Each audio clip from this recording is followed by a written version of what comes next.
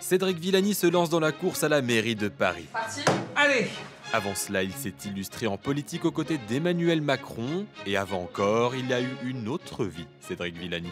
Les vocations, ça se trouve. Il gagne une notoriété mondiale grâce à sa bosse des maths. Au chapeau de TK égale phi tilde de K, KT, moins W chapeau de K.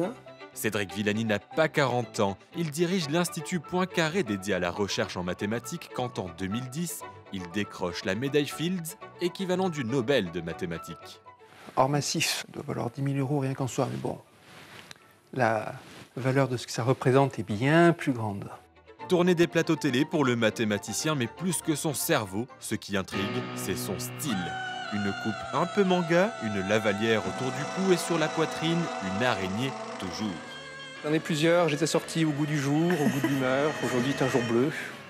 Bien loin d'un destin politique, Cédric Villani arpente les festivals, les lycées, les universités pour vulgariser ces mathématiques qui en rebutent plus d'un. Première règle de la communication scientifique, communication tout court, commencer par l'émotion avant de s'adresser au cerveau. Bien pratique pour se lancer en politique. D'autant qu'en 2014, bien avant de rallier Emmanuel Macron, Cédric Villani rejoint les rangs d'Anne Hidalgo. C'est un soutien de poids pour Anne Hidalgo. D'ailleurs, il explique dans Le Parisien ce matin qu'il la soutient parce que son programme est scientifique, notamment en matière de transition énergétique. Elle brigue la mairie de Paris. Il est à la tête du comité de soutien de la candidate. J'ai bien mis un point d'honneur devant devant toute une assemblée réunie en soutien à Anne Hidalgo, d'expliquer que j'étais ni de droite, ni de gauche, ni du centre, mais simplement du côté de ceux qui sont bons. Ça rappelle quelque chose. En attendant, en 2014, il œuvre aux côtés de la majorité présidentielle socialiste pour une meilleure approche des maths à l'école.